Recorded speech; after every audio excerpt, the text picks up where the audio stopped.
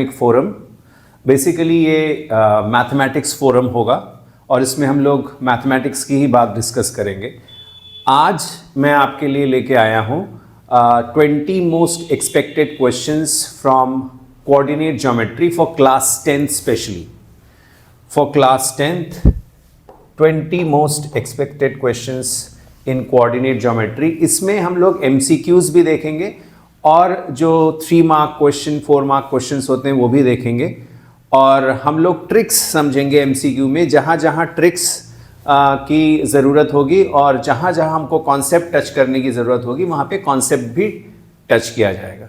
तो चलिए स्टार्ट करते हैं। पहला क्वेश्चन है, if the line AX plus BY plus C equals to 0 is parallel to the X axis, then which of the following is true? तो सबसे पहले हमको ये पता होना चाहिए कि लाइन कब x एक्सिस के पैरेलल होती है। तो लाइन x एक्सिस के पैरेलल होती है जब उसका स्लोप 0 होता है, और लाइन कब y एक्सिस के पैरेलल होती है जब उसका स्लोप नॉट डिफाइंड होता है।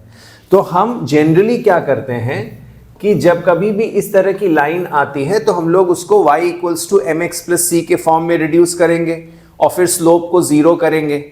तो बेटर ऑप्शन ये है कि आप इस कंडीशन को याद रखिए, if this kind of line is parallel to the x axis, अगर वो एक्स एक्सिस के पैरेलल होगी लाइन, तो उसका coefficient of x will be 0। तो उसका कोफिशिएंट ऑफ एक्स ही 0 होगा। अगर आप y = mx + c के फॉर्म में लिखते हैं और स्लोप को 0 करते हैं तो यही आएगा कि a विल बी 0। तो a is 0 is the correct answer. इसमें कुछ भी आपको पेन भी उठाने की जरूरत नहीं है और आपको आंसर पता चल जाएगा। आपको यह भी याद रखना है कि if the same line is parallel to the y axis, अगर ये y एक्सिस के पैरेलल होगा तो coefficient of y will be 0, that is b will be 0 in that case. ये दोनों चीजें याद रखने की हैं।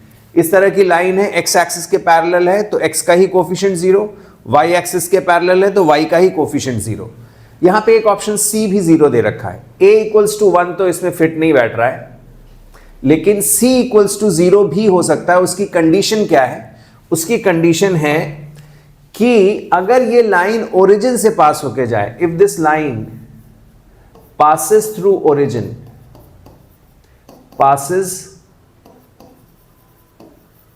origin, तो C की value, that is the constant term, will be 0। तो आपको इस लाइन में, इस तरह की लाइन में याद क्या रखना है? अगर x एक्सिस के पैरेलल लाइन है तो क्या होगा, y एक्सिस के पैरेलल है तो क्या होगा, और C कब 0 होगा, यानी कांस्टेंट टर्म कब 0 होता है? जब लाइन ओरिजिन से पास होके जाती है। होपफुली ये क्वेश्चन आपको समझ में आया होगा। चलिए next question, if these two lines are parallel then the value of P। अगर ये 3 मार्क का क्वेश्चन होता तो हम लोग इसको क्या करते हैं, y = mx + c के फॉर्म में रिड्यूस करते, इसको भी y = mx + c के फॉर्म में रिड्यूस करते, और फिर क्या करते हैं, क्योंकि लाइंस आर पैरेलल तो we would have equated their slopes, उनका स्लोप इक्वेट कर देते। लेकिन इससे अच्छी भी ट्रिक है। क्या ट्रिक है? अगर इस तरह की दो लाइंस a1x + b1y + c1 = 0, ये जो ट्रिक्स मैं बता रहा हूं ये एक्चुअली में कोई बिल्कुल out of the box trick नहीं है, ये आप लोग क्लास 11 में पढ़ते भी हैं। a2x + b2y + c2 = 0, ये दो लाइंस हैं, और ये दो लाइंस अगर पैरेलल है, if these two lines are parallel, then their coefficients, the ratio of their coefficients of x, that is a1 by a2, will be same as b1 by b2। अलग से slope निकालने की जरूरत नहीं है, इसी से आपको आपका आंसर मिल जाएगा।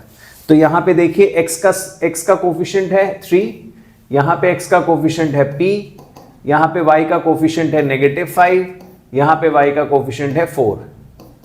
तो क्या आ गया, p की वैल्यू 12 बाई -5 या -12/5, -12/5। तो आपको याद क्या रखना है? आपको याद रखना है कि अगर ये दो लाइंस पैरेलल हैं तो x के कोफिशिएंट्स का रेशियो और y के कोफिशिएंट्स का रेशियो विल बी सेम। चलिए नेक्स्ट क्वेश्चन देखते हैं। उसी तरह से सिमिलर क्वेश्चन है, लेकिन यहां पे परपेंडिकुलर की बात कर रहा है, परपेंडिकुलर की बात कही जा रही है। तो again if a1x plus b2y plus c2 equals a1x plus b1y plus c1 equals to 0 and a2x plus b2y plus c2 equals to 0. These two lines are perpendicular. ये perpendicular का symbol है. These two lines are perpendicular to each other. Then a1 a2 plus b1 b2 will be 0. ये याद रखने वाली बात है। x के कोफिशिएंट्स का प्रोडक्ट और y के कोफिशिएंट्स का प्रोडक्ट का सम will always be 0.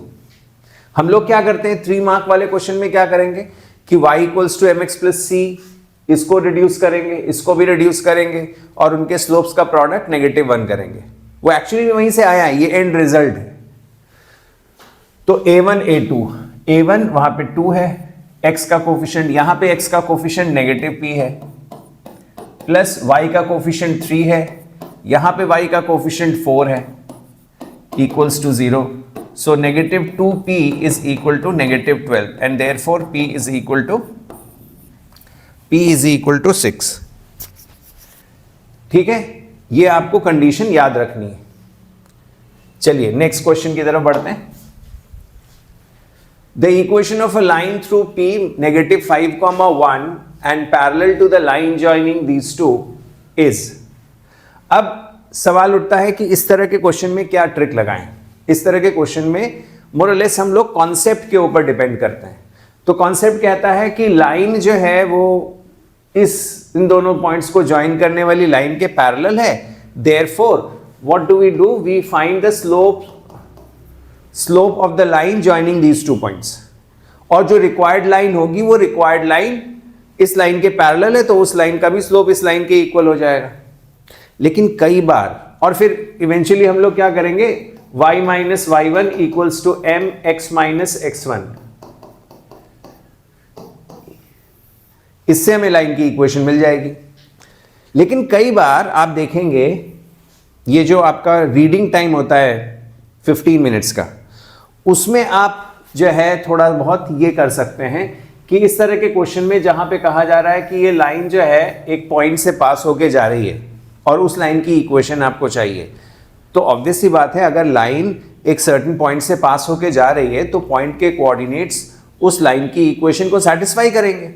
तो आप क्या करिए कि ओरली उस रीडिंग टाइम के बीच में ओरली देख लीजिए कि कौन सी लाइन इसको सेटिस्फाई कर रही है। अगर मान लीजिए उसी से आ गया तब तो आपका पूरा, मेरे ख्याल से अगर इस पूरे प्रोसेस को करते हैं आप तो 1 मिनट तो लगेगा, वो 1 मिनट का काम आपका 2-3 सेकंड में हो जाएगा। तो देखिए इसको रखिए पहले लाइन में 4 टाइम्स -5 प्लस 7, 1 प्लस 13, और ये देखिए ये 0 आ भी रहा है। So this is that line which is passes through -5, 1 and parallel to these 2 lines. ये हो सकता है कि कई बार आपको ब्लफ करने के लिए ये दे दिया जाए कि line is passing through this point. In fact there could be so many lines which could pass through -5, 1।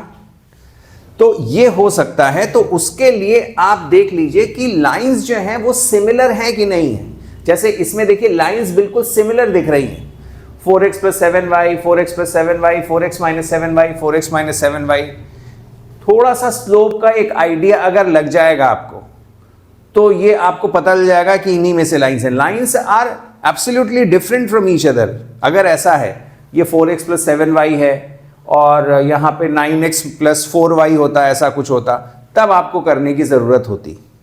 लेकिन मैंने कहा ना, जो ट्रिक्स हैं वो हर क्वेश्चन के लिए एप्लीकेबल नहीं है, कुछ क्वेश्चंस में एप्लीकेबल है। क्योंकि -5, 1 से पास होके जाने वाली बहुत सी लाइंस हो सकती हैं और उनमें से हो सकता है कि 2 लाइंस इसमें बैठी हुई हो, लेकिन हमको समझ में ये आ रहा है कि इनमें से देखिए इसका और इसका स्लोप सेम होगा। तो अगर इसका और इसका स्लोप सेम होगा तो हमको पता है कि भाई इन दोनों में से कोई एक ही लाइन होगी, अगर होगी तो, और इन दोनों का स्लोप सेम है, तो इन दोनों में से एक लाइन में हमने पुट करके देख लिया तो इसमें तो आ ही गया मुझे कि इसको सेटिस्फाई कर रहा है। हो सकता है कि इन दोनों में से भी कोई एक लाइन है जिससे पास होके जा रही हो, अगर इनमें से भी किसी लाइन को वो सेटिस्फाई करता है पॉइंट, तब मुझे स्लोप निकालना पड़ेगा, otherwise I am absolutely sure that this is the line. तो चलिए देखते हैं कि मैं इसमें रखता हूं 4 टाइम्स -5 -7 टाइम्स -1, और एक बार +13 लेते हैं, एक बार -13, तो ये -20 आ गया, -7 और +13। देखिए यहां पे भी क्या आ रहा है, ये 0 के इक्वल नहीं आ रहा है, -27 +13, और यहां पे देखेंगे तो ये आ जाएगा -20, यहां से -20 आ जाएगा और यहां से -7 आ जाएगा और ये -13 आएगा, ये भी 0 नहीं आ रहा है। तो इसका मतलब इन दोनों में से किसी को भी कोई भी लाइन इसको सेटिस्फाई नहीं कर रही है। तो आई एम एब्सोल्युटली श्योर, हमको श्योरिटी मिल गई कि यही वो लाइन है। हमने स्लोप बिना निकाले केवल सब्स्टिट्यूट करके ही देख लिया कि कौन सी लाइन है। ओके, चलिए नेक्स्ट क्वेश्चन देखते हैं। 3, B is reflected in the origin to get A prime, and then A prime is reflected on the x-axis to get A double prime.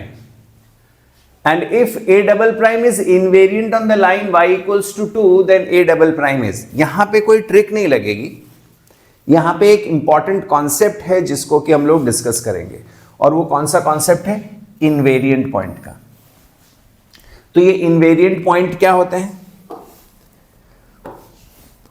Invariant point होता है कि अगर ये मिरर है आपका और इस मिरर पे ही आपका ऑब्जेक्ट, हमको ये पता है कि ऑब्जेक्ट अगर ये है, ये ऑब्जेक्ट है और ये इमेज है, यहां पे इमेज बन रही है इसकी, तो ये डिस्टेंस और ये डिस्टेंस OA और OAI ये दोनों इक्वल होते हैं। लेकिन अगर क्या हो, अगर ये पॉइंट उठ के यहीं पे आ जाए, ऑब्जेक्ट को मिरर के ऊपर ही रख दिया जाए, तो भाई इमेज भी उठ के मिरर के ऊपर ही बन जाएगी। बस ऐसे ही पॉइंट को हम इनवेरिएंट पॉइंट कहते हैं। इसी तरह के पॉइंट को हम इनवेरिएंट पॉइंट कहते हैं जहां पे ऑब्जेक्ट और इमेज दोनों कोइंसाइड होते हो। अच्छा, तो अब इस क्वेश्चन में क्या है, पहले कहा गया है 3, B is reflected in the origin, origin में रिफ्लेक्ट किया। तो जब 3, B को ओरिजिन में रिफ्लेक्ट किया तो हमको पता होना चाहिए कि सारे कोऑर्डिनेट्स, मतलब दोनों कोऑर्डिनेट्स का साइन चेंज होगा। तो दोनों कोऑर्डिनेट्स का अगर साइन चेंज होगा तो -3, -B आ गया, ये A प्राइम हो गया। अब इस A प्राइम को x एक्सिस पे रिफ्लेक्ट किया जा रहा है, इस A प्राइम को x एक्सिस पे रिफ्लेक्ट किया जा रहा है। तो अगर A प्राइम को x एक्सिस पे रिफ्लेक्ट कराते हैं तो हमको पता है कि y कोऑर्डिनेट का साइन चेंज होता है, -3, B हो जाएगा, ये -3, B, y कोऑर्डिनेट का साइन चेंज हो गया। अब हमसे कहा जा रहा है ये जो A डबल प्राइम है, this is A double prime, ये जो A डबल प्राइम है, ये A double prime when reflected on y equals to 2, it is invariant, it is invariant। तो अगर invariant है तो इसका मतलब ये point A double prime y equals to 2 पर ही लाई कर रहा है, और अगर y equals to 2 पर ही लाई कर रहा है तो हमको ये पता होना चाहिए y equals to 2 कैसी लाइन है। y equals to 2 is a line which is parallel to x axis, और इस लाइन पर जितने भी पॉइंट्स रखे गए हैं वो सारे के सारे पॉइंट्स का y कोऑर्डिनेट सेम ही होगा, और वो क्या होगा 2, क्योंकि लाइन की equation he y equals to 2 है। तो इसका मतलब ये हुआ कि इसका जो कोऑर्डिनेट होगा b की वैल्यू क्या हो जाएगी 2। So the A double prime is -3, तो यहां पे इस क्वेश्चन में ट्रिक नहीं थी, लेकिन इस क्वेश्चन में क्या था, एक इंपॉर्टेंट कॉन्सेप्ट हम लोगों ने डिस्कस किया। नेक्स्ट क्वेश्चन में आते हैं। If the points this are collinear then the value of A is. Collinearity क्या होती है? फिर से एक कॉन्सेप्ट बेस्ड क्वेश्चन है। कोलिनियरिटी, पॉइंट्स कोलिनियर तब होंगे जब वो पॉइंट्स एक ही लाइन पर लाई कर रहे होंगे, एक ही लाइन पर लाई कर रहे होंगे। तो इसको दो तरह से किया जा सकता है। पहला तरीका है कि हम लाइन की इक्वेशन निकाल लें, दो पॉइंट से पास होके जाने वाली लाइन की इक्वेशन निकाल लें और तीसरे पॉइंट को उसी में सेटिस्फाई करवा दें तो ए की वैल्यू आ जाएगी। पहला तरीका। दूसरा तरीका कि हम क्या करें, इसका एरिया ऑफ ट्राइंगल, वो अभी आपको पता नहीं है, एरिया ऑफ ट्राइंगल क्लास 11 में पढ़ाया जाता है, कोऑर्डिनेट से। तो दूसरा तरीका क्या है, डिस्टेंस फॉर्मूले से हम लोग कर सकते हैं कि ए बी का डिस्टेंस प्लस बी सी का डिस्टेंस इज इक्वल टू ए सी का डिस्टेंस। लेकिन उसमें क्या दिक्कत है कि हमको पता नहीं है बीच में कौन सा पॉइंट है। बच्चे कहां पे गलती करते हैं, यहां पे डिस्टेंस फॉर्मूला लगाना शुरू कर देते हैं। तो डिस्टेंस फॉर्मूला हमको तभी यूज करना चाहिए कि हमको अगर ए की वैल्यू पता है और हमको पता करना है कि दीज 3 पॉइंट्स आर कोलिनियर, तो प्रूव हो जाएगा, क्योंकि हमको उस वक्त हमको क्लियरली पता होता है कि whether B is lying in between A and C or not. In between का मतलब मिड पॉइंट नहीं है, इन बिटवीन एनीवेयर, कहीं बीच में लाई कर रहा है कि नहीं, तभी ए बी और बी सी का डिस्टेंस ए सी के इक्वल होगा। यहां पे हमको नहीं पता कि whether B is lying inside A C or not. अच्छा, अब तो दूसरा तरीका क्या है, हम लोग कहेंगे कि slope of let's say AC, slope of AC, हालांकि ये जो पॉइंट है ना B, इसके बीच में लाई कर रहा है कि नहीं कर रहा, अगर आप थोड़ा सा ग्राफ बनाते हैं, लाइन को ड्रॉ करते हैं, तो आपको समझ में आ जाएगा। If you make a line through A which is -5,1 and join it to C which is 8,2, तो आपको पता चलेगा कि B एक्चुअली में बीच में आ जाएगा। लेकिन डिस्टेंस फॉर्मूले से ये क्वेश्चन बहुत ज्यादा लेंथी हो जाएगा। तो the best method is either you go for equation और स्लोप। तो AC का स्लोप और लेट्स से BC का स्लोप इक्वेट कर देते हैं। तो AC का स्लोप क्या हो जाएगा, y2 minus y1 2 minus 1 over x2 minus x1 8 plus 5 equals to BC का slope 2 minus a and 8 minus 0। तो बस इसको सॉल्व करना है हमको। ये आ जाएगा 1/13 is equal to 2 minus a by 8। 8/13 equals to 2 minus a और a equals to 2 minus 8/13। 26 minus 8 is 18/13। So option number D, slopes will be equal, उससे किया हम लोगों ने। Next, if vertex A of a triangle ABC has coordinates -1 and 4 and the centroid G is at 0, -3, then the coordinates of D are। हमको ये तो पता है कि जो सेंट्रॉइड होते हैं उसका कोऑर्डिनेट हम लोग कैसे निकालते हैं, x1 + x2 + x3/3 and y1 + y2 + y3/3। लेकिन हमको ये भी पता होना चाहिए, इसमें दो चीज़ें हमको पता होनी चाहिए। दो चीज़ें कौन सी पता होनी चाहिए? पहली चीज़ ये पता होनी चाहिए कि सेंट्रॉइड होता क्या है। Centroid is the intersection of all the 3 medians of a triangle, जहां पे मीडियंस मीट करते हैं। मीडियन का क्या काम होता है? मीडियन ऑपोजिट साइड्स को बाइसेक्ट करती है। एक वर्टेक्स से हमने लाइन ड्रॉ की जो ऑपोजिट साइड को बाइसेक्ट करेगी, उसको हम मीडियन कह रहे हैं। और कुछ नहीं, ये नहीं होता है कि परपेंडिकुलर हो जाए या एंगल बाइसेक्टर हो जाए, ऐसा कुछ नहीं। मीडियन का काम केवल ये होता है कि वर्टेक्स से आपने लाइन ड्रॉ की, ऑपोजिट साइड को बाइसेक्ट करना है, उसका काम बस। और दूसरी इंपॉर्टेंट इंफॉर्मेशन ये है कि जो सेंट्रॉइड होता है वो centroid actually divides this median through the vertex from where it is drawn, divides this median in the ratio 2:1। ये 2:1 के रेशियो में डिवाइड करता है। ये बहुत बहुत बहुत इंपॉर्टेंट इंफॉर्मेशन है और एक्चुअली जो फॉर्मूला डिराइव हुआ है वो इसी इंफॉर्मेशन को लेके ही डिराइव हुआ है। तो इसके कोऑर्डिनेट्स हमको दे रखे हैं -1,4 और d के कोऑर्डिनेट्स हमको निकालने हैं। तो d के कोऑर्डिनेट्स अगर हमको निकालने हैं तो हम लोग क्या करेंगे, सेक्शन फॉर्मूला लगा देंगे। इसको मान लेते हैं x, y। g के कोऑर्डिनेट्स हमको दे रखे हैं ऑलरेडी 0, -3। तो 0, -3 is equal to 2 multiplied by, cross multiply करते हैं हम लोग, 2 multiplied by x plus 1 multiplied by -1 divided by 2 plus 1, 3, sum of ratios. Then similarly for the y coordinate, 2 multiplied by y, then 1 multiplied by 4 divided by sum of ratios. आपको क्या करना था, x और y की values निकालनी थी। तो आप क्या करेंगे, इसके x कोऑर्डिनेट को इसके x कोऑर्डिनेट से इक्वेट कर दीजिए, इसके y कोऑर्डिनेट को इसके y कोऑर्डिनेट से इक्वेट कर दीजिए। तो ये क्या आ जाएगा, तो 2x minus 1 divided by 3 is 0, तो ये तो पूरा 0 हो जाएगा। So 2x is equal to 1 and therefore x is half, x की वैल्यू हाफ आ गई। अब इसको इससे इक्वेट करेंगे, y कोऑर्डिनेट को इक्वेट करेंगे, तो 2y प्लस 4 बाई 3 इज -3।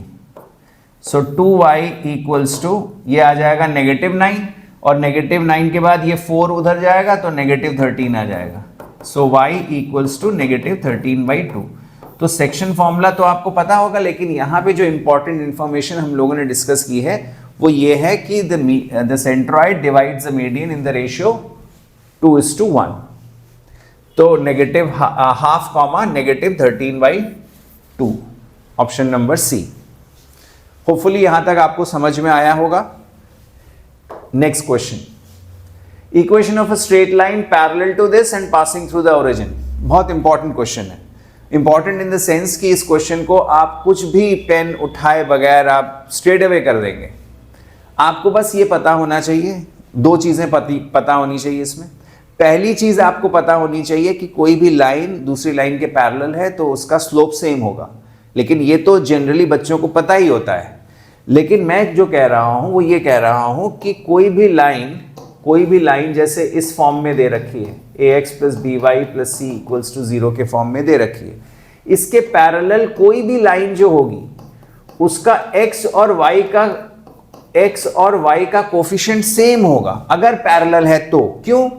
क्योंकि भाई स्लोप तो x और y के कोफिशिएंट से ही मिलके बनता है ना, क्योंकि आप जब इसको y equals to mx plus c के फॉर्म में लिखते हैं तो ऐसा ही तो आता है, ऐसा ही तो आता है।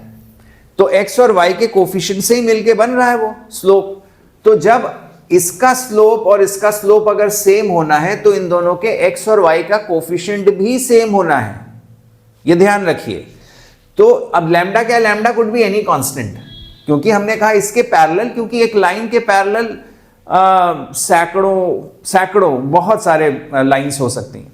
तो हमने क्या लिखा कि ax प्लस by तो इंटैक्ट रहेगा, कांस्टेंट क्या आएगा वो चीज हमको नहीं पता। लेकिन हमको दूसरी इंफॉर्मेशन अगर इसमें हम ऐड ऑन कर दें कि लाइन अगर ओरिजिन से पास होके जा रही है, अभी आपको क्वेश्चन नंबर 1 में आपको बताया गया था कि लाइन अगर ओरिजिन से पास होके जा रही है तो उसका कांस्टेंट 0 होता है।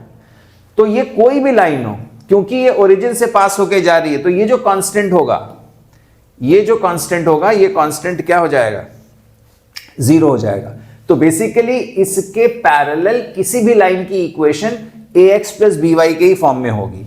इसका मतलब इसके पैरेलल किसी भी लाइन की equation 3x plus 4y equals to 0 ही होगी, ये लाइन की इक्वेशन होगी, ये याद रखिएगा। Next question, if ABCD is a parallelogram with ABC and D having coordinates A, then the value of A plus B is। यहां पे हम लोग एक बहुत इंपॉर्टेंट इंफॉर्मेशन हम लोग यूज करते हैं। पैरेललोग्राम की एक प्रॉपर्टी होती है जिसमें कहा जाता है कि diagonals of a parallelogram bisect each other. Diagonals of a parallelogram bisect each other, ये डायगोनल्स हैं। The diagonals of a parallelogram bisect each other. तो ये क्या होगा, ये पॉइंट इसका भी मिड पॉइंट होगा और ये मीटिंग पॉइंट इसका भी मिड पॉइंट होगा। तो इसके कोऑर्डिनेट्स तो हम लिख देते हैं a, b के कोऑर्डिनेट्स 5, 8, c के कोऑर्डिनेट्स b, a और d के कोऑर्डिनेट्स 1 एंड -2। तो the value of a plus B कहा जा रहा है हमसे। हमको पता है कि इनके मिड पॉइंट सेम है, तो mid point of AC is same as mid point of BD। और मिड पॉइंट क्या होता है? x1 plus x2/2। तो आपने पहले AC का मिड पॉइंट निकाला a plus b/2 and then b plus a/2 equals to, इन दोनों का मिड पॉइंट लिया 5 प्लस 1/2 एंड 8 माइनस 2/2। तो अब आप जब इक्वेट करते हैं x को x कोऑर्डिनेट से, y कोऑर्डिनेट को y कोऑर्डिनेट से, तो दोनों से ही सेम वैल्यू आनी चाहिए। a प्लस b/2 इज 6/2, तो a प्लस b इज 6। और यहां भी देखिए 6/2 ही आ रहा है, b plus a/2 is also 6/2, therefore a plus b की वैल्यू 6 होगी। यहाँ पे बच्चे क्या करते हैं, यहाँ पे स्लोप निकालना शुरू कर देते हैं। आप जैसे ही स्लोप निकालेंगे कि DC इसके पैरेलल है, पैरेललोग्राम है तो DC उसके AB के पैरेलल है, DC AB के पैरेलल है तो आपने पहले क्या किया, स्लोप निकाला, स्लोप से आपने इक्वेट किया, दोनों स्लोप्स को इक्वेट किया। हो सकता है आ जाए, लेकिन वो हो सकता है एक इक्वेशन दे दे आपको। आप ये मत सोचिए कि अगर a प्लस बी की वैल्यू पूछी गई है तो आपको a की भी वैल्यू पता होनी चाहिए, b की भी वैल्यू पता होनी चाहिए। अगर यहां से निकल आती है, यहां से अगर आप दोनों स्लोप्स को इक्वेट करते हैं तो दो इक्वेशंस बनेंगी, उनसे हो सकता है आ जाए। लेकिन इस इंफॉर्मेशन को यूज करने पर एग्जैक्टली वो चीज आ जा रही है जो आपसे डिमांड की जा रही है।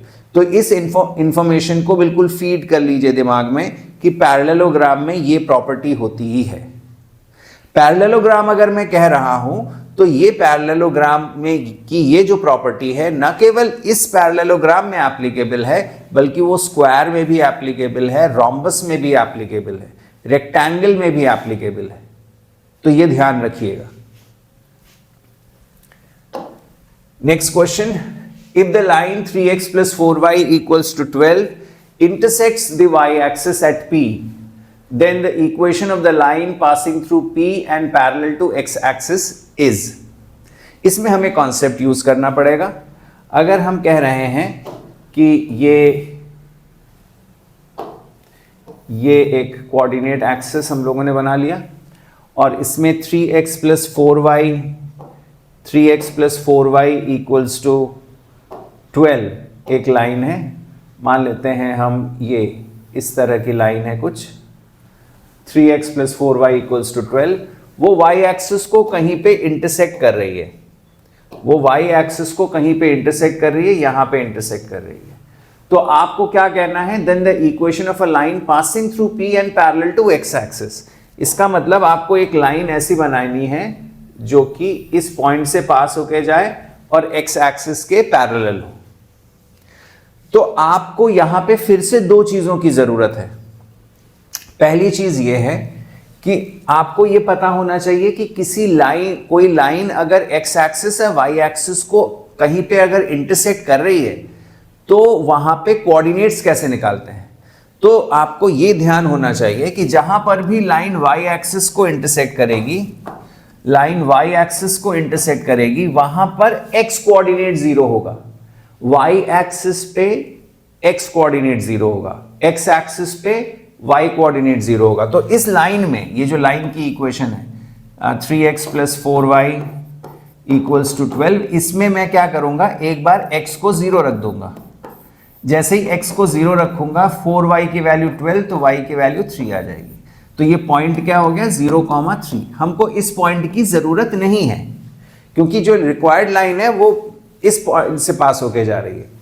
अब ये x एक्सिस के पैरेलल है। x एक्सिस के पैरेलल आपको पता होना चाहिए, किसी भी लाइन की इक्वेशन जो होती है उसका फॉर्म होता है y इक्वल्स टू समथिंग। और वो समथिंग कैसे आता है, आपको अगर एक भी पॉइंट पता है जिससे वो लाइन पास होके जा रही है तो उस पॉइंट का y कोऑर्डिनेट, इस पॉइंट का y कोऑर्डिनेट क्या है 3 है। क्यों? क्योंकि ये डिस्टेंस 3 है। तो ये जो लाइन है इसमें जितने भी पॉइंट्स होंगे उन सब का एक्स एक्सिस से डिस्टेंस 3 ही होगा, इसका मतलब y equals to 3 is the equation, y equals to 3। आपको यहां पे एक इंपॉर्टेंट कॉन्सेप्ट अगर मैं बताऊं कि मान लीजिए आपको एक पॉइंट दे रखा है x1, y1, आपको एक पॉइंट दिया गया है x1, y1 और आपसे कहा गया है कि find the equation of a line parallel to x axis और parallel to y axis but passing through this point, passing through this point. अगर कोई लाइन इस पॉइंट से पास होके जा रही है और वो x एक्सिस के पैरेलल है, x एक्सिस के पैरेलल है और इस पॉइंट से पास होके जा रही है, तो उस लाइन की equation y equals to y1 ही हो जाएगी, क्योंकि इस पॉइंट का y कोऑर्डिनेट क्या है, y1 है, x एक्सिस के पैरेलल। और अगर कोई लाइन y एक्सिस के पैरेलल है और इस पॉइंट से पास होके जा रही है, तो इस लाइन की equation x is equal to x1 होगी। ये ध्यान रखिएगा आप लोग, ठीक है। अगला क्वेश्चन करते हैं जो कि सब्जेक्टिव प्रॉब्लम है, जिसमें कहा जा रहा है if the coordinates of the vertex a of a square ABCD are 3, -2 and the equation of the diagonal BD is this, then find the coordinates of C। तो पहले अगर हम स्क्वायर बना लें, कोऑर्डिनेट्स ऑफ A 3, -2 BCD और equation हमको diagonal BD की दे रखी है, BD डायगोनल की इक्वेशन दे रखी है 3x - 7y + 6 = 0। तो इस तरह के क्वेश्चंस में अक्सर बच्चे फंस जाते हैं, एग्जाम में पैनिक हो जाते हैं कि क्या करें, एक पॉइंट वर्टेक्स ये दे रखा है, फिर डिस्टेंस फॉर्मूला लगाने की कोशिश करते हैं तो उससे नहीं आएगा। तो हम करते क्या है इसमें कि हम एक स्क्वायर की प्रॉपर्टी है जिसको कि हम लोग यूज करेंगे, जो कि क्या कहती है कि diagonals of a square bisect each other that to at 90 degree. Diagonals of square bisect each other at 90 degree. तो ये डायगोनल्स ये बाइसेक्ट कर रहे हैं एक दूसरे को और ये 90 डिग्री पे बाइसेक्ट कर रहे हैं एक दूसरे को। अब क्या करेंगे, प्रोसीजर क्या है इसका, पहले ये समझे। हमारा मोटिव है इस पॉइंट के कोऑर्डिनेट्स निकालना, तो ऐसे डायरेक्टली नहीं निकल पाएगा। तो हम सबसे पहले क्या करेंगे, इसके मिड पॉइंट के, डायगोनल्स के मिड पॉइंट यानी इंटरसेक्शन पॉइंट के कोऑर्डिनेट्स निकालेंगे। अब वो कैसे निकालेंगे, वो हमें एक लाइन की इक्वेशन पता है, एक डायगोनल की इक्वेशन पता है, दूसरे डायगोनल की इक्वेशन निकालें और दो डायगोनल्स जहां पर इंटरसेक्ट कर रहे हैं उनको साइमल्टेनियसली जब सॉल्व करेंगे तो इंटरसेक्शन पॉइंट मिलेगा, उससे फिर हम ये कोऑर्डिनेट्स निकालने की कोशिश करेंगे। तो सबसे पहले डायगोनल AC की इक्वेशन निकालेंगे। AC एक डायगोनल के साथ साथ लाइन है। किसी भी लाइन की इक्वेशन निकालने के लिए हमें दो चीजों की जरूरत होती है, या तो दो पॉइंट्स मिल जाएं या एक पॉइंट और स्लोप मिल जाए। तो पॉइंट तो दिया गया है जिससे ये डायगोनल पास होके जा रहा है, लेकिन स्लोप नहीं पता हमको। तो स्लोप कहां से निकालें, तो हमको पता है BD लाइन दे रखी है, इसका पहले स्लोप निकालें। तो 7y इसको इधर ले आए is equal to 3x plus 6 and therefore y is equal to 3/7x plus 6/7। तो इसका स्लोप क्या हो गया, इसका स्लोप हो गया, BD का स्लोप हो गया 3/7, ये BD का स्लोप हो गया। हमको ये पता है कि AC BD के परपेंडिकुलर है, तो AC का स्लोप क्या हो जाएगा, AC का स्लोप हो जाएगा इसका नेगेटिव रेसिप्रोकल, तो -7/3। m1 times m2 is equal to -1 से ही आया। अब इक्वेशन निकाल लें, equation of AC, equation of AC 1 point form, y - y1, y1 है -2, तो नेगेटिव और नेगेटिव पॉजिटिव हो गया, is equal to slope of AC which is -7/3, x - x1, x1 is 3। तो इक्वेशन क्या हो गई इसकी, 3y + 6 is equal to -7x + 21। So 7x + 3y = 15। ये AC की इक्वेशन आ गई। BD की इक्वेशन ऑलरेडी 3। अब क्या करें, अब हम ऐसा कर सकते हैं, इनको सॉल्व करने के लिए इसको मैं 7 से मल्टीप्लाई कर दूं, इसको 3 से मल्टीप्लाई कर दूं, तो इस लाइन की इक्वेशन आ जाएगी, इस लाइन को हम सिंप्लीफाई करके लिख सकते हैं 21x माइनस 49y, और इसको हम इधर ले आए -42, और इसको 3 से मल्टीप्लाई किया, ये x है 21x, तो ये भी 21x हो जाएगा, plus 9y is equal to 45। अब सॉल्व करिए, ये कैंसिल हो गया, 21x और -21x, ये -58y आ गया, ये आ गया -87, नेगेटिव और नेगेटिव कैंसिल हो गया, क्या वैल्यू आ गई y की, 87/58, 29 3 टाइम्स होता है 87 एंड 29 2 टाइम्स 58, तो y की वैल्यू 3/2 आ गई। y की वैल्यू 3/2 आप इसमें ही रख लीजिए, 3x minus 7 times 3/2 plus 6 is equal to 0, तो 3x इज इक्वल टू 21, ये नेगेटिव है उधर जाके पॉजिटिव हो जाएगा, 21/2 माइनस 6, तो 3x is equal to 21 minus 12 9/2 आ जाएगा, 3 से 3 कैंसिल हो गया, तो x की वैल्यू 3/2 आ गई। जब x की वैल्यू 3/2 आ गई, y की वैल्यू 3/2 आ गई, तो हमको ये पता चल गया कि इंटरसेक्शन पॉइंट एक्चुअली में 3/2, 3/2 है। हमको इस पॉइंट के कोऑर्डिनेट्स निकालने थे, इसको हमने मान लिया x, y, तो ये मिड पॉइंट है, तो मिड पॉइंट फॉर्मूला लगाते हैं। मिड पॉइंट फॉर्मूला 3/2, 3/2, क्योंकि इसका मिड पॉइंट तो ऑलरेडी निकाल चुका हूं मैं, तो x plus 3/2, x plus 3/2 and y minus 2/2, y minus 2/2। अब x और y की वैल्यूज निकालने के लिए क्या करें, x कोऑर्डिनेट को x से इक्वेट कर दें, इसके x कोऑर्डिनेट से, जब इक्वेट करेंगे तो क्या आएगा, x plus 3 is equal to, क्योंकि 2 और 2 तो कैंसिल हो गया, तो x plus 3 is equal to 3, therefore x is equal to 0, x की वैल्यू 0 आ गई। और उसी तरह से y कोऑर्डिनेट को इक्वेट करेंगे तो ये आ जाएगा 3/2 इक्वल्स टू y माइनस 2/2, तो y की वैल्यू 5 आ जाएगी। तो इस पॉइंट के कोऑर्डिनेट c के कोऑर्डिनेट्स क्या आ गए, c के कोऑर्डिनेट्स आ गए 0,5।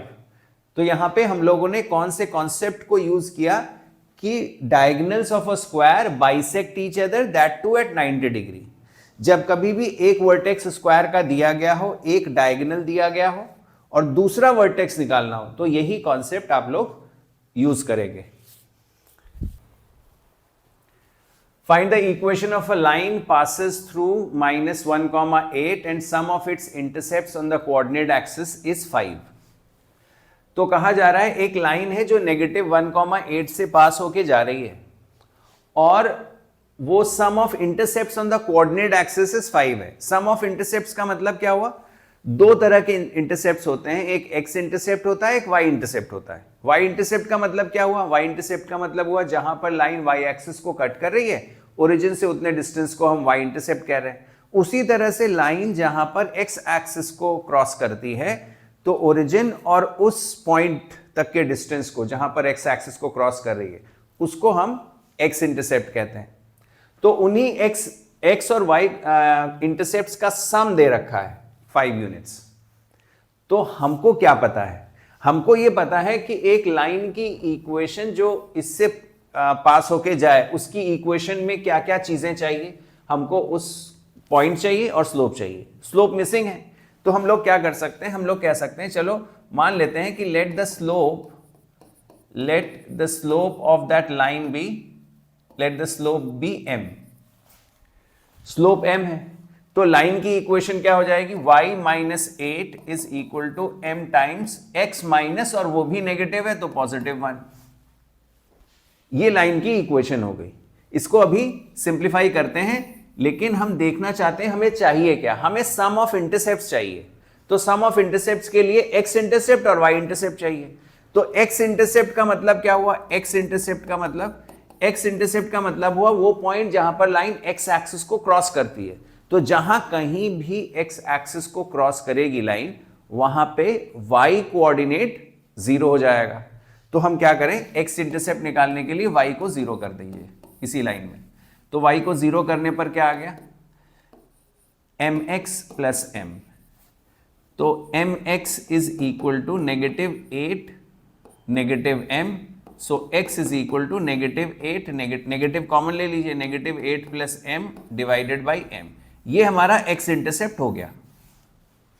ये वो पॉइंट है जहां पर लाइन x एक्सिस को क्रॉस कर रही है।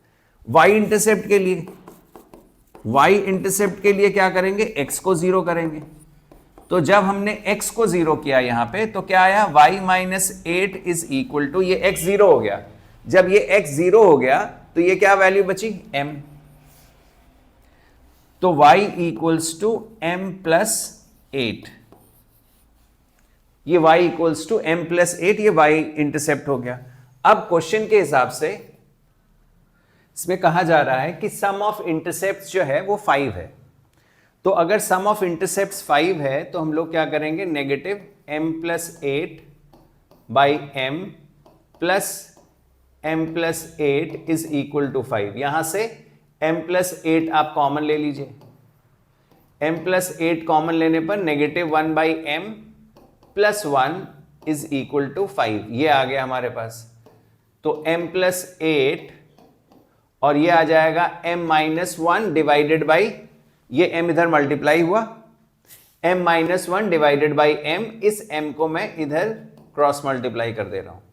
तो ये क्या आ गया, m square minus m plus 8am plus 8m and minus 8 is equal to 5m।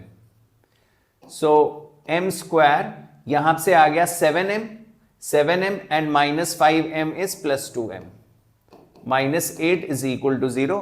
अब ये क्वाड्रेटिक की इक्वेशन बन गई है, इसको हम सॉल्व कर लेंगे। m square plus 4m minus 2m minus 8 is equal to 0। तो m कॉमन लेने पर m प्लस 4 आ गया, माइनस 2 कॉमन लेने पर m प्लस 4।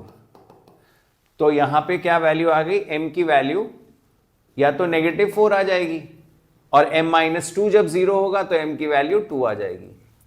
तो m की दो वैल्यूज आ रही हैं, इसका मतलब दो लाइंस निकाली जा सकती हैं। तो हमसे कहा जा रहा है इक्वेशन ऑफ लाइन बताइए। तो आप दोनों केसेस लीजिए। व्हेन m इज -4, तो जब m -4 है तो लाइन की इक्वेशन यहां पे रख दीजिए, this was the original line.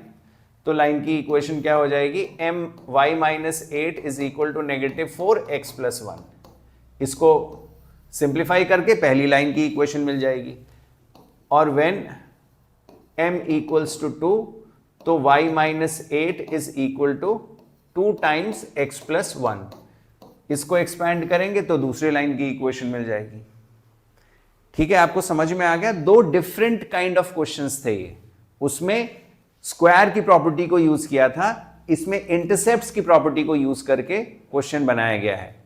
चलिए अगला क्वेश्चन देखते हैं। अगला क्वेश्चन डायग्राम पे बेस्ड भी क्वेश्चंस आजकल काउंसिल पूछती है, तो डायग्राम पे बेस्ड एक क्वेश्चन है। इसमें कहा गया है given equation of line L1 is x is equal to 5। ये जो लाइन है, इस लाइन की equation x is equal to 5 है। ये लाइन y एक्सिस के पैरेलल है। y एक्सिस के पैरेलल किसी भी लाइन की equation x equals to something होती है। If the line L2 is bisected of angle O, bisected at angle O होना चाहिए यहां पे, बाइसेक्टेड एट एंगल O, मतलब कहने का कि ये जो एंगल है ये बाइसेक्ट हो रहा है। और ऑब्वियसली अगर ये बाइसेक्ट हो रहा होगा तो ये हमको पता ही है कि x एक्सिस और y एक्सिस के बीच में 90 डिग्री का एंगल बनता है। तो उनमें अगर ये बाइसेक्टर है तो ये दोनों एंगल कितने डिग्री के होंगे, 45 डिग्री के हो जाएंगे। Then find the coordinates of this point P and the equation of line L2। तो पहले आपको P के कोऑर्डिनेट्स चाहिए और L2 की इक्वेशन चाहिए। यहां भी बहुत इंपॉर्टेंट कॉन्सेप्ट यूज हो रहा है कि line is actually passing through the origin. तो any line which is passing through the origin will be of this form, y equals to mx, क्योंकि c तो एब्सेंट होगा, ओरिजिन से पास होके जा रहा है। और m क्या है यहां पे, m है tan 45 and tan 45 is 1। So y equals to, ये लाइन की इक्वेशन हो गई y equals to x। This is the line. L2, equation of line L2 is y equals to x। और जहां तक सवाल है कि इस पॉइंट P के क्या कोऑर्डिनेट्स होंगे, तो आपको ये दिख रहा है कि ये जो लाइन है, line L2, this point P is not lying only on L1 but it is also lying on L2। तो इसका मतलब P is the intersection point of L1 and L2, तो दोनों लाइन की इक्वेशन को सेटिस्फाई करेगा वो। इसका मतलब इस पॉइंट P के कोऑर्डिनेट्स जो होंगे वो x is equal to 5 line पे क्योंकि लाई कर रहा है P, इस वजह से उसका x कोऑर्डिनेट 5 ही होगा, क्योंकि इस लाइन पे लाई करने वाले जितने भी पॉइंट्स आप लीजिए उन सबका x कोऑर्डिनेट 5 ही होगा। तो इस पॉइंट P का भी x कोऑर्डिनेट क्या हो जाएगा 5। और क्योंकि ये P इस लाइन पर भी लाई कर रहा है, और ये लाइन क्या कह रही है, ये लाइन कह रही है जो y कोऑर्डिनेट है मेरी लाइन पे लाई करने वाले जितने भी पॉइंट्स हैं उनका y कोऑर्डिनेट और x कोऑर्डिनेट सेम है, तो इसका मतलब y कोऑर्डिनेट भी क्या हो जाएगा 5। तो इसका मतलब P के कोऑर्डिनेट्स क्या हो गए 5,5। इस तरह के क्वेश्चन एमसीक्यूज में भी आ सकते हैं, एमसीक्यू वाला भी क्वेश्चन हो सकता है ये। चलिए अगला क्वेश्चन देखते हैं। If the lines this and this intersect at A, then find the coordinates of the foot of perpendicular drawn from A to the line x minus y minus 2 equals to 0। Question को आप अच्छे से समझ लीजिए कि question क्या कहना चाह रहा है। क्वेश्चन कहना चाह रहा है कि दो लाइंस हैं, एक लाइन ये है जिसकी इक्वेशन है, मान लेते हैं 3x प्लस 4y, ये मैंने रफ डायग्राम बनाया है, इक्वल्स टू 12। और दूसरी लाइन ये है जिस लाइन की equation 4x plus 3y equals to 2, ये दूसरी लाइन है। अब इस लाइन के इंटरसेक्शन से, मान लेते हैं इसका कोई इंटरसेक्शन होगा, इस लाइन का इंटरसेक्शन A मान लेते हैं, इस लाइन के इंटरसेक्शन से then find the coordinates of the foot of perpendicular drawn from A to the line. एक और लाइन बनाएंगे, एक और लाइन है जो कहीं यहां पे है मान लेते हैं, और यहां से हम लोगों ने क्या किया है, एक परपेंडिकुलर ड्रॉप किया है A से परपेंडिकुलर ड्रॉप किया है। मान लेते हैं ये foot of the perpendicular B है, तो B के कोऑर्डिनेट्स आपसे पूछे गए। ऑब्वियसली बहुत बड़ा क्वेश्चन है और इसमें हर स्टेप के मार्क्स होंगे कि आप पहले पॉइंट ऑफ इंटरसेक्शन निकालेंगे तो उसके मार्क्स अलग होंगे, फिर ये लाइन निकालेंगे तो उसके मार्क्स अलग होंगे, फुट ऑफ द परपेंडिकुलर के कोऑर्डिनेट्स निकालेंगे उसके मार्क्स अलग होंगे। ये 4 नंबर का क्वेश्चन से कम नहीं आएगा ये, लेकिन इसमें कॉन्सेप्ट बहुत ज़्यादा इन्वॉल्व है। पहले इंटरसेक्शन है, फिर फुट ऑफ द परपेंडिकुलर है, ये सारी चीज़ें हैं। और इस लाइन की जो इक्वेशन दे रखी है, इस लाइन की इक्वेशन वो है x minus y minus 2 equals to 0। अच्छा, सबसे पहले इंटरसेक्शन पॉइंट देखते हैं। इंटरसेक्शन पॉइंट के लिए हम क्या करें, सीधे सीधे इनको सॉल्व कर लें। सॉल्व करने के लिए इस लाइन को ऐसा करते हैं, इस लाइन को हम लोग मल्टीप्लाई कर देते हैं 4 से, और इस लाइन को मल्टीप्लाई कर देते हैं 3 से। तो देखिए क्या आता है, 12x plus 16y equals to 48, और इसको मल्टीप्लाई करते हैं 12x plus 9y equals to 6। ये कैंसिल हो गया, 16 minus 9 7y equals to 48 minus 6 is 42। So y equals to 6, y की वैल्यू 6 आ गई। अब इस y की वैल्यू को आप किसी भी लाइन में रख लीजिए, इसमें रख लेते हैं पहली वाली लाइन में, 3x plus 4 times 6 is equal to 12। ये हो जाएगा 3x is equal to 12 minus 24 negative 12, therefore x is equal to negative 4। तो इस लाइन, इस पॉइंट के कोऑर्डिनेट्स हो गए आपके नेगेटिव 4,6। ये a के कोऑर्डिनेट्स आ गए। अब जब a के कोऑर्डिनेट्स आ गए हैं, आपको इस पॉइंट के कोऑर्डिनेट्स चाहिए। तो सबसे पहला काम आपको क्या करना है कि इस लाइन की इक्वेशन चाहिए, AB की इक्वेशन चाहिए आपको। तो AB की इक्वेशन निकालने के लिए आपको एक पॉइंट चाहिए और AB का स्लोप चाहिए। तो A के कोऑर्डिनेट्स तो आपने निकाल लिए, और AB जो होगा, AB का स्लोप इस लाइन के स्लोप के ऊपर डिपेंड करेगा, x माइनस वाई माइनस 2। तो इस लाइन का स्लोप निकालने के लिए y equals to x minus 2, therefore इसका स्लोप क्या आ गया, इसका स्लोप आ गया 1। इस लाइन का स्लोप आ गया 1। अब जब इस लाइन का स्लोप 1 आ गया तो BD का स्लोप क्या आ गया, BA का स्लोप क्या आ गया, BA का स्लोप इसका नेगेटिव रेसिप्रोकल यानी कि -1। BA का स्लोप -1 आ गया। अब इक्वेशन निकाल लेते हैं, equation of BA, y minus y1 which is 6 is equal to m BA का स्लोप चाहिए हमको -1 मल्टीप्लाइड बाई x माइनस और ये माइनस b +4 हो जाएगा। तो ये आ गया y minus 6 equals to -x -4 and therefore x plus y equals to 2। ये लाइन की इक्वेशन आ गई। किस लाइन की इक्वेशन आ गई, AB की। अब जब AB की भी इक्वेशन है हमारे पास और जिस लाइन पे हमें परपेंडिकुलर ड्रॉप करना है उसके भी इक्वेशन है, तो ये पॉइंट कैसे मिलेगा, साइमल्टेनियसली सॉल्व कर दें इसको। तो ये है x minus x plus y equals to 2 और ये जो लाइन है ये लाइन है हमारी x minus y equals to 2। इनको सॉल्व करते हैं, ये कैंसिल हो गया, ये 2x equals to 4 therefore x is equal to 2।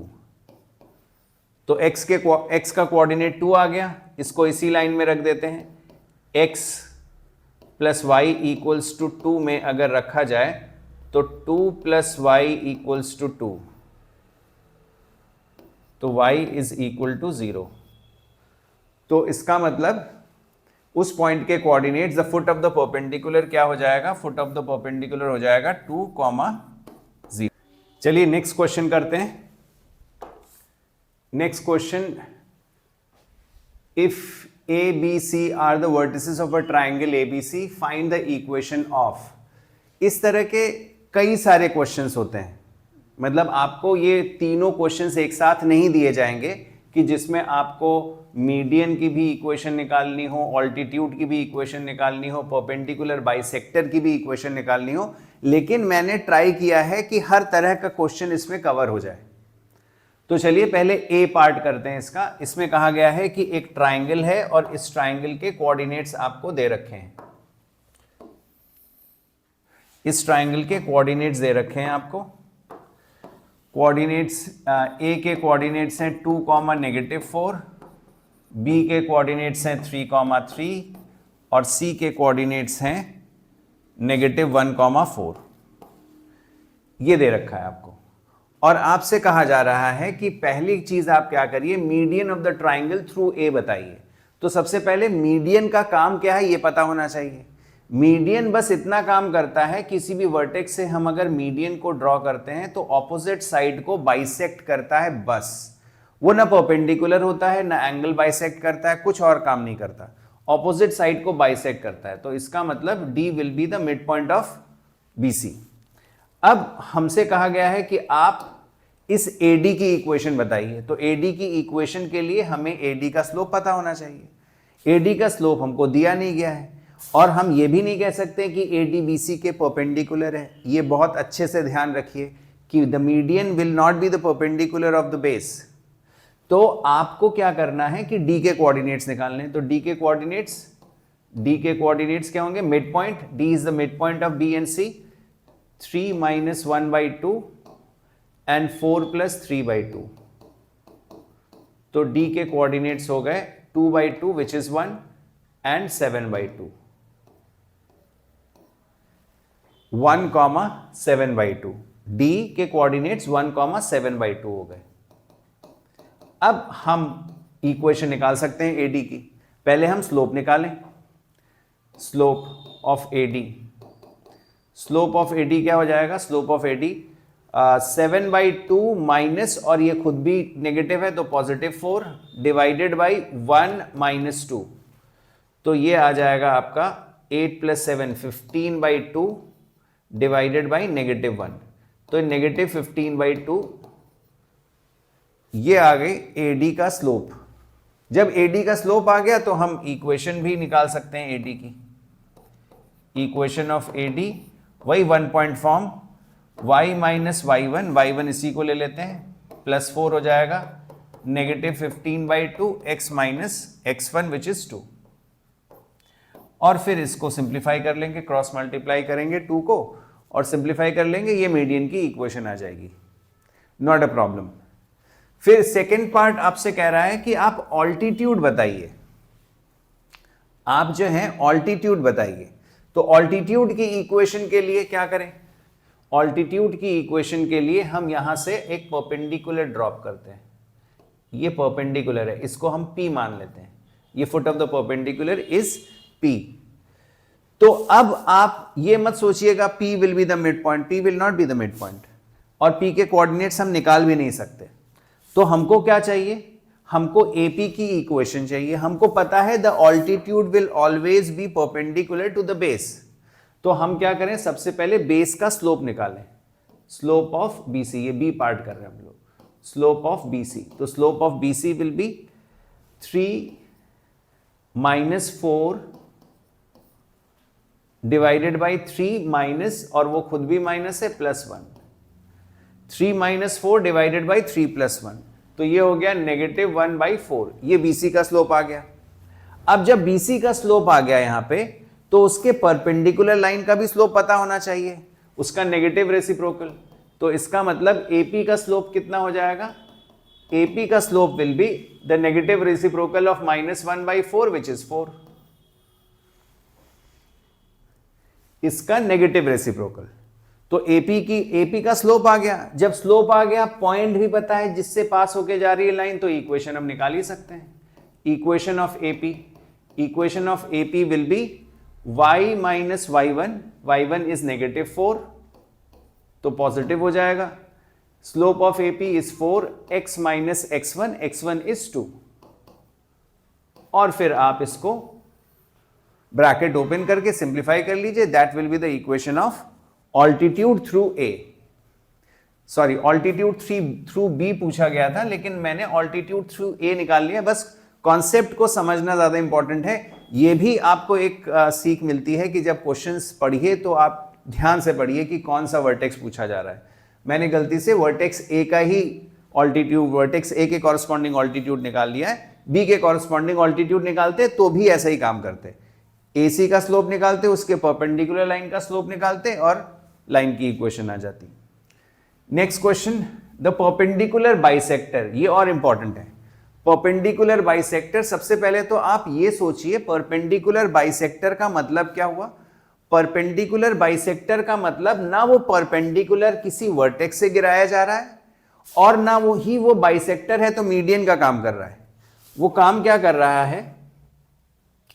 हम लोग क्वेश्चन 5th कर रहे हैं। तो वो काम ये कर रहा है कि जैसे मैं अगर एक ट्रायंगल बनाऊं और परपेंडिकुलर बाइसेक्टर इसका मैं बनाऊं अगर, तो इसका परपेंडिकुलर बाइसेक्टर केवल और केवल जो बेस है उस बेस का उसको परपेंडिकुलरली बाइसेक्ट करेगा, बस परपेंडिकुलरली बाइसेक्ट करेगा और कुछ नहीं करेगा। ना वो मीडियन होगा और ना ही वो ऑल्टीट्यूड होगा। ये ध्यान रखिए, the perpendicular bisector of any side of a triangle need not pass through the opposite vertex. कोई जरूरी नहीं है कि इस वर्टेक्स से पास होके जाए वो, तो इस बात का ख्याल रखेंगे हम लोग। तो इसमें A के कोऑर्डिनेट्स 2, -4, इसके कोऑर्डिनेट्स 2, -4, B के कोऑर्डिनेट्स थे 3, 3 और -1, 5, 3 और -1, और हमसे कहा गया था किस साइड का बाइसेक्टर, इस बार गलती नहीं करनी है, BC का बाइसेक्टर चाहिए हमको। तो BC का बाइसेक्टर चाहिए, परपेंडिकुलर बाइसेक्टर ऑफ BC। तो सबसे पहले ये जो है मिड पॉइंट होगा, क्योंकि बाइसेक्टर है तो मिड पॉइंट फॉर्मूला लगाते हैं, 3 - 1/2 एंड 3 + 5/2। तो इसके कोऑर्डिनेट्स हो गए 1, 4, ये इसके कोऑर्डिनेट्स हो गए। अब फिर उसके बाद क्योंकि ये परपेंडिकुलर भी है साइड के, तो हम स्लोप ऑफ BC निकालेंगे। Slope of BC 3 - 5 y2 - y1 divided by x2 - x1, 3 + 1, तो -2/4 विच इज -1/2। यहां तक आपको बात क्लियर हो गई होगी कि स्लोप ऑफ BC क्यों निकाल रहे हैं, क्योंकि उसके परपेंडिकुलर लाइन का स्लोप निकालना है। तो इसको मान लेते हैं B मान लेते हैं, द बाइसेक्टर। तो slope of the bisector will be, इसका नेगेटिव रेसिप्रोकल तो 2 हो जाएगा, इसका नेगेटिव रेसिप्रोकल 2 हो जाएगा। जब इसका नेगेटिव रेसिप्रोकल 2 हो जाएगा तो लाइन की इक्वेशन आप निकाल सकते हैं। Equation of bisector y minus y1 क्या है 4 इज इक्वल टू m क्या है 2, x माइनस x1 क्या है 1। बस अब आप इसको सिंप्लीफाई कर लीजिए, ये लाइन की इक्वेशन आ जाएगी।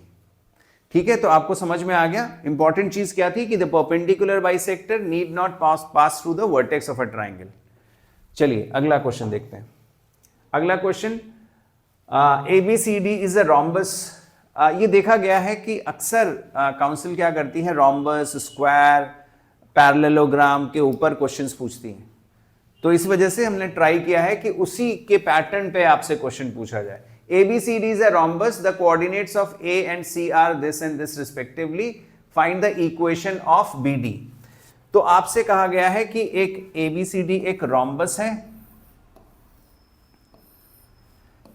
ABCD is a rhombus और A के कोऑर्डिनेट्स हैं 3,6 और C के कोऑर्डिनेट्स हैं -1,2 और हमसे कहा गया है आप BD की इक्वेशन बताइए। BD की इक्वेशन बताइए, इसकी इक्वेशन आप बताइए। तो फिर से रोम्बस के डायगोनल की प्रॉपर्टी हमको पता होनी चाहिए कि रोम्बस के डायगोनल क्या करते हैं। रोम्बस का डायगोनल एक दूसरे को बाइसेक्ट भी करता है और 90 डिग्री पे बाइसेक्ट करता है।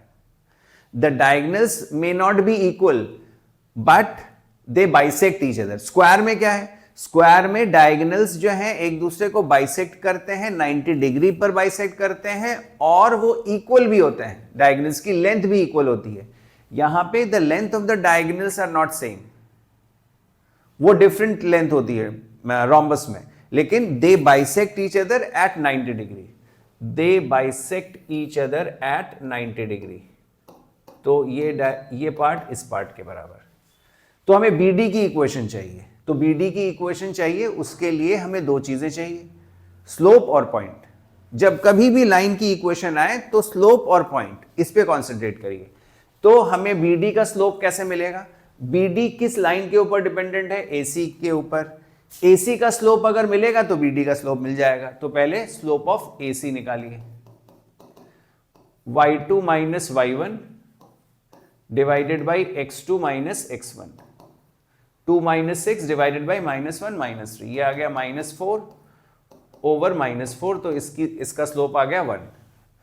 Therefore the slope of BD का स्लोप आ गया, इसका नेगेटिव रेसिप्रोकल -1।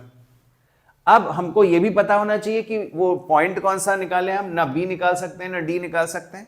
तो क्या निकालें, ये पॉइंट निकालें जहां पर डायगोनल्स मीट करते हैं। ये जो है इसका मिड पॉइंट होगा, इसको कुछ नाम दे देते हैं E। तो E के कोऑर्डिनेट्स क्या होगा, इसके mid point 3 minus 1/2 and 6 plus 2/2। तो ये आ गया 1 और ये आ गया 4। E के कोऑर्डिनेट्स आ गए, BD का स्लोप आ गया, इक्वेशन निकाल लेते हैं। इक्वेशन फिर से 1 point form, y minus y1 is equal to m जो कि है -1 x माइनस x1, और फिर आप इसको एक्सपैंड कर दीजिए तो ये लाइन की इक्वेशन आ जाएगी, x plus y equals to 5। ये लाइन की इक्वेशन आ जाएगी, BD की इक्वेशन। जनरली इस तरह के क्वेश्चंस में बच्चे जो गलती करते हैं वो ये करते हैं कि कई बार जल्दीबाजी में वो क्या करते हैं, जैसे स्लोप हमको लेना था इसका, BD का स्लोप लेना था, और वो क्या करते हैं AC का ही स्लोप लेके लाइन की इक्वेशन बना देंगे। तो जब दो लाइंस परपेंडिकुलर होंगी और आपको परपेंडिकुलर लाइन की इक्वेशन चाहिए तो परपेंडिकुलर का ही स्लोप लेंगे आप, उस ओरिजिनल लाइन का स्लोप नहीं लेंगे। चलिए अगला क्वेश्चन देखते हैं। Find the image of the point on this line. Image, एक पॉइंट की लाइन में इमेज कैसे निकालें। -3, 1 और ये लाइन है 2x - 3y = 4 और यहां से हम लोगों ने एक परपेंडिकुलर ड्रॉप किया है और इसकी इमेज हमको चाहिए यहां पे कहीं पे, ये मान लेते हैं a है और ये a' है, इसके इमेज के कोऑर्डिनेट्स आपसे पूछे जा रहे हैं। तो हमको पता है कि ये जो लाइन है वो एक्चुअली में मिरर का काम कर रही है, इसमें मिरर का काम कर रही है। और अगर ये मिरर का काम कर रही है तो हमको पता है कि ये डिस्टेंस और ये डिस्टेंस बराबर होगा और ये 90 डिग्री पर होगा। तो हम अगर ये पॉइंट अगर मान लेते हैं B, foot of the perpendicular निकाल लें तो मिड पॉइंट फॉर्मूले से हम लोग इमेज भी निकाल लेंगे। तो याद क्या रखना है हमको याद ये रखना है कि जब कभी भी इमेज के बारे में पूछा जाए आपसे तो आप पहले फुट ऑफ परपेंडिकुलर निकालेंगे। तो फुट ऑफ परपेंडिकुलर कैसे निकालें? फुट ऑफ परपेंडिकुलर के लिए आपको लाइन की इक्वेशन चाहिए। तो लाइन की इक्वेशन कैसे निकालें? उसके लिए स्लोप चाहिए। स्लोप इस लाइन का पहले स्लोप निकालिए। तो 3y = 2x - 4, सो y = 2/3x - 4/3। तो इस लाइन का स्लोप हो गया 2/3। तो अगर इस लाइन का स्लोप 2/3 हो गया तो ये AB का स्लोप क्या हो गया, जो इसके परपेंडिकुलर है, उसका नेगेटिव रेसिप्रोकल, -3/2। ये AB का स्लोप आ गया। अब जब AB का स्लोप आपके पास आ गया तो हम आगे क्या करें? हम लाइन की इक्वेशन निकालें। Equation of AB y - y1 = m। फिर से हम AB का स्लोप देख रहे हैं, इस लाइन का स्लोप नहीं देख रहे हैं, AB का स्लोप -3/2 x - x1 यानी कि x + 3। y - 1 = -3/2 times x + 3। अब इसको हम थोड़ा एक्सपैंड करें, 2y - 2 = -3x -9, सो 3x + 2y = -7। ये AB की इक्वेशन आ गई, इस लाइन AB की इक्वेशन आ गई।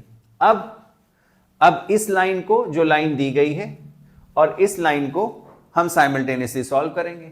इसके लिए हम क्या कर रहे हैं, इस लाइन को मैं 3 से मल्टीप्लाई कर दे रहा हूं और इस लाइन को 2 से मल्टीप्लाई कर दे रहा हूं। तो उस लाइन को पहले लिख रहे हैं 6x - 9y = 12 और फिर इस लाइन को 6x + 4y = -14। ये साइन चेंज हो गया, ये कैंसिल हो गया, ये आ गया -13y = 26। सो y की वैल्यू आ गई -2। y -2 आ गया। जब y -2 आ गया तो आप इसको किसी भी लाइन में रख दीजिए, इसी में रख दीजिए। इसी में जब रखेंगे तो हम लोग इसको यहां पे करते हैं। तो y की वैल्यू -2 आ जाएगी। 3x - 4 = -7, सो 3x = -7 + 4 यानी -3, सो x इज -1। तो इस पॉइंट B के कोऑर्डिनेट्स आ गए हमारे पास -1, -2। ये B के कोऑर्डिनेट्स आ गए। अब बस काम आसान हो गया भाई। हमको पता है इसके कोऑर्डिनेट्स आप मान लेते हैं x, y मान लीजिए। हमको पता है B is the mid point of AA'।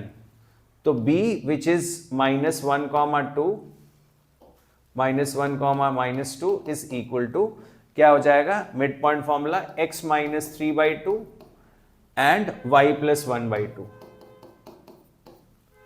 इसको अगर इक्वेट करेंगे, x कोऑर्डिनेट को x कोऑर्डिनेट से इक्वेट करिए तो ये आ जाएगा x - 3/2 = -1, x - 3 = -2, सो x = 1। x की वैल्यू 1 आ गई। फिर y कोऑर्डिनेट को y कोऑर्डिनेट से इक्वेट करिए तो y + 1/2 = -2, सो y = -4 एंड -1 -5 हो जाएगा ये। तो इसका मतलब ये जो A' के कोऑर्डिनेट्स हैं वो हो गए आपके 1, -5। समझ में आया आपको कि इसमें इमेज का कॉन्सेप्ट जो यूज हुआ है वो कैसे यूज करना है आपको, कि पहले फुट ऑफ परपेंडिकुलर निकालना है, पहले उसका परपेंडिकुलर निकालना है, फिर फुट ऑफ परपेंडिकुलर निकालना है, फिर मिड पॉइंट फॉर्मूले से इमेज के कोऑर्डिनेट्स आ जाएंगे। नेक्स्ट, फिर से डायग्राम पे बेस्ड क्वेश्चन।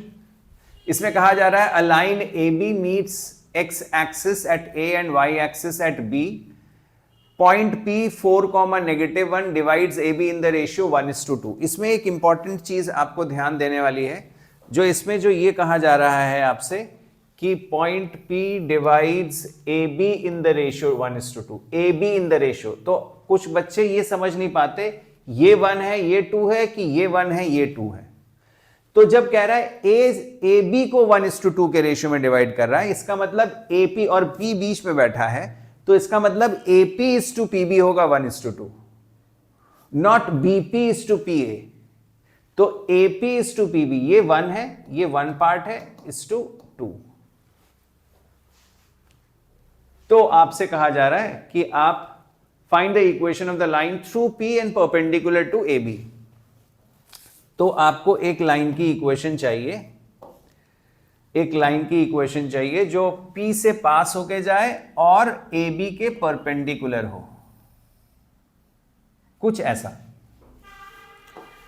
कुछ ऐसी चीज आपको चाहिए। AP के परपेंडिकुलर हो, AB के परपेंडिकुलर हो और P से पास होके जाए। तो हमको उसके लिए क्या चाहिए, हमको उसके लिए चाहिए कि भाई इसका स्लोप पता हो। P तो पता है कि भाई परपेंडिकुलर जो है P से पास होके जा रहा है, लेकिन हमें तो इसका स्लोप चाहिए, AB का स्लोप चाहिए।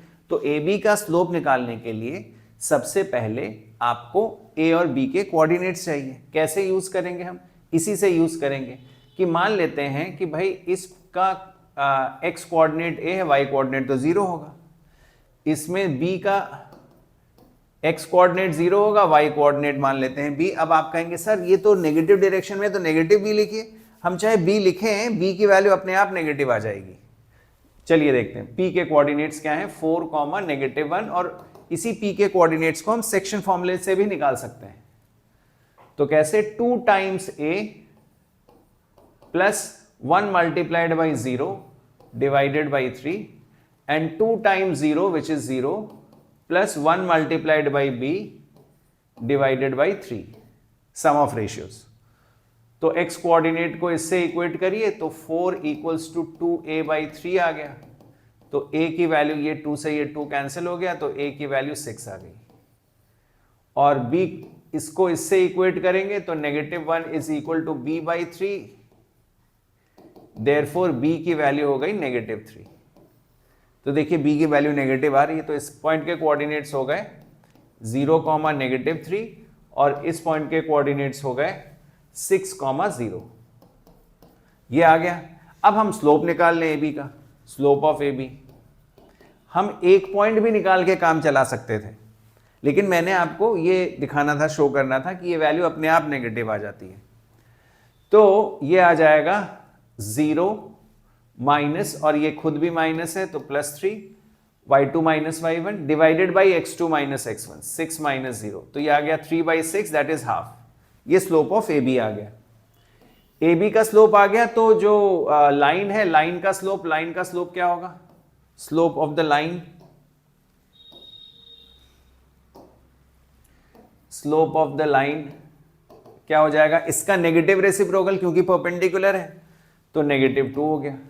अब equation of this line is again using the 1 point form, y minus y1 तो +1 हो गया, is equal to m which is half x minus x1 x minus 4। अब इसको आप सिंप्लीफाई कर सकते हैं, वो आसान है। मेन था इसमें कॉन्सेप्ट कैसे, मतलब कैसे हम आगे बढ़ाएं क्वेश्चन को। ठीक है, आपको समझ में आ गया, आगे बढ़ते हैं। इस तरह के एक बार क्वेश्चन बोर्ड में पूछा जा चुका है, उसी टाइप का क्वेश्चन लिया गया है, जिससे आपको लाइन को देख के हम आइडेंटिफाई कर पाए कि लाइन जो है वो कौन से इक्वेशन के साथ मैच कर सकती है। तो चलिए स्टार्ट करते हैं। इसमें कहा गया है ABCD with the lines L1 L2 whose graphs are roughly drawn in the given diagram। आपको बस बताना है कि भाई कौन सी लाइन L1 है, कौन सी लाइन L2 है। तो सबसे पहले इस लाइन को देखिए, ए, इस लाइन को देखिए। इस लाइन में बहुत इंपॉर्टेंट चीज नोटिसेबल है कि इसका कांस्टेंट टर्म एब्सेंट है, सी एब्सेंट है। तो कांस्टेंट टर्म जब किसी लाइन में एब्सेंट होता है तो वो डेफिनेटली ओरिजिन से पास होके जाती है लाइन। तो ओरिजिन से पास होके जाने वाली एक ही लाइन दिख रही है, ये वाई एक्सिस है, ये एक्स एक्सिस है, तो दिस इज द ओरिजिन। तो ओरिजिन से पास होके जाने वाली ये लाइन L2 ही दिख रही है, तो दिस इज लाइन L2। समझ में आ गई होगी बात आपको। फिर दूसरी लाइन में आइए, इसमें x + 5 = 0। x + 5 = 0 लिखें या x = -5 लिखें, बात एक ही है, बात एक ही है। तो ये जो लाइन है वो x = समथिंग के फॉर्म में है, इसका मतलब वो y एक्सिस के पैरेलल है। तो y एक्सिस के पैरेलल यही लाइन हो सकती है, x = -5। तो दिस इज लाइन L3। फिर उसके बाद C, 4x - 3y - 12 = 0 and y - x - 4 = 0। तो इसमें कई बातें हैं जो आप देख सकते हैं। एक बात आप ये देख सकते हैं कि ये जो है या इसको आप नेगेटिव साइन उधर ही रहने दीजिए, उससे भी आप नोटिस कर सकते हैं इसमें, सॉरी, -12 = 0 है। इस लाइन में क्या चीज आपको दिखाई दे रही है? इसमें यह दिखाई दे रहा है कि ये जो लाइन, अगर मैं इसको y = mx + c के फॉर्म में रिड्यूस करता हूं, इस लाइन को y = mx + c के फॉर्म में रिड्यूस करता हूं, तो इसका जो y इंटरसेप्ट है, ये 3 इधर आ जाएगा, y इंटरसेप्ट जो है वो पॉजिटिव आ रहा है। तो दो जो लाइंस बची हैं, उन दोनों लाइंस में हमको देखना है कौन सी लाइन ऐसी है जिसका y इंटरसेप्ट पॉजिटिव आ रहा है। दो ही लाइंस बची, एक L4 और एक L1, दोनों का ही y इंटरसेप्ट पॉजिटिव आ रहा है। तो इन दोनों में से L1 और L4 डिस्टिंग्विश कर पाना थोड़ा सा मुश्किल हो रहा है। अब आते हैं दूसरी चीज। दूसरी चीज है ये स्लोप। इसका स्लोप जो है नेगेटिव आ रहा है। स्लोप जब नेगेटिव होगा, आप इस बात को ध्यान से समझिए। ये कोई लाइन है, मान लेते हैं ये लाइन है। ये लाइन जब कभी भी हम स्लोप निकालते हैं तो स्लोप होता है m = tan थीटा, और थीटा होता है कि उस लाइन का x एक्सिस से इंक्लिनेशन, बट कौन सा इंक्लिनेशन? जो एंटी क्लॉकवाइज लिया जाए, एंटी क्लॉकवाइज, ये एंटी क्लॉकवाइज लिया जाए, तो इस लाइन का स्लोप हमेशा पॉजिटिव ही आएगा। और अगर लाइन ऐसे जाती है, इस तरह से जाती है, तो इंक्लिनेशन अगर पॉजिटिव डायरेक्शन से लिया जाएगा तो वो एक्यूट तो होगा नहीं, वो ऑब्ट्यूज होगा, और ऑब्ट्यूज के बारे में 10th में पढ़ाया नहीं जाता। तो ऑब्ट्यूज एंगल का स्लोप हमेशा नेगेटिव होगा, ये ध्यान रखिएगा। अगर लाइन का इंक्लिनेशन पॉजिटिव डायरेक्शन से आ रहा है और वो ऑब्ट्यूज है, तो उसका स्लोप हमेशा नेगेटिव होगा। इसका स्लोप नेगेटिव आ रहा है, तो इन दोनों लाइन में कौन सी लाइन का inclination with respect to x axis obtuse है? इस लाइन का है ऑब्ट्यूज, इस लाइन का तो एक्यूट है। तो ये लाइन जो है हमारी C हो जाएगी, ये L4 हो जाएगी।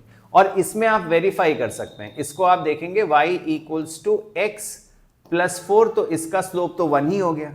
स्लोप 1 हो गया तो tan theta 45 degree, theta 45 degree हो जाएगा।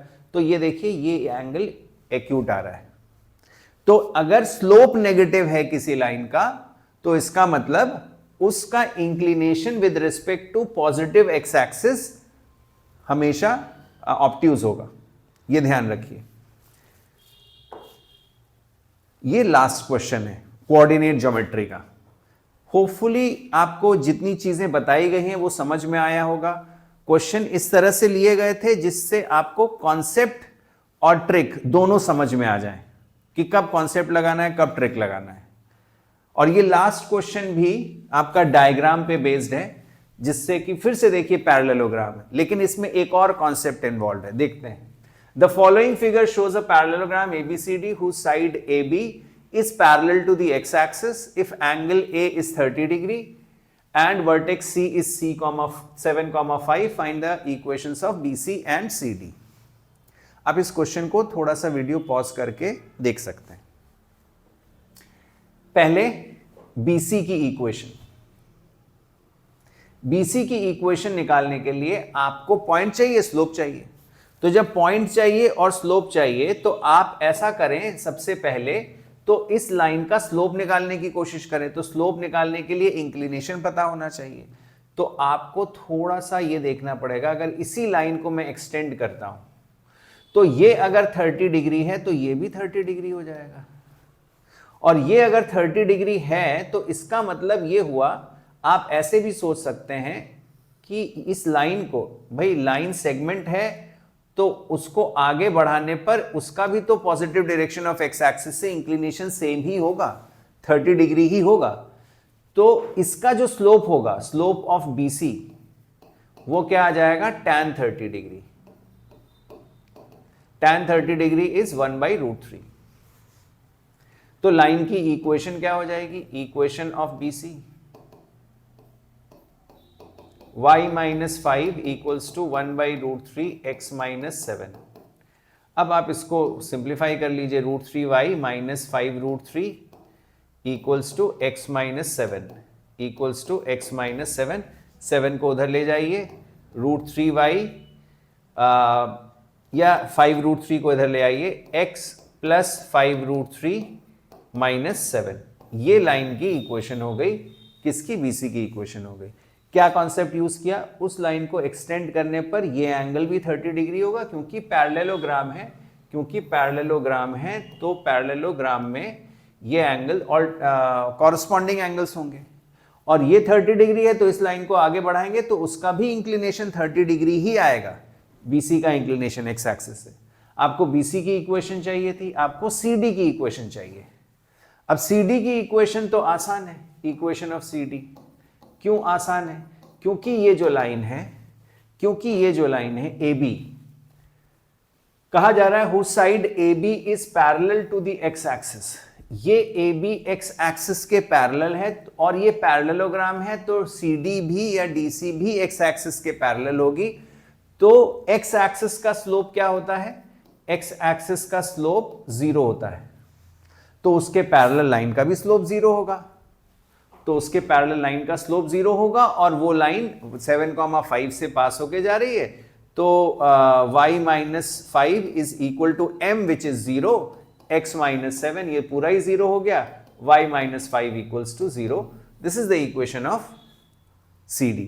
ऐसा भी कर सकते हैं, और इस तरह से भी कर सकते हैं, पैरेलल टू x एक्सिस है और 7,5 से पास होके जा रही है, तो इसका मतलब y इक्वल्स टू, क्योंकि x एक्सिस के पैरेलल किसी भी लाइन की equation y equals to something होती है, और वो अगर 7,5 से पास होके जा रही है तो y इक्वल्स टू 5 इक्वेशन हो गई। ऐसे भी सोचा जा सकता है इसको।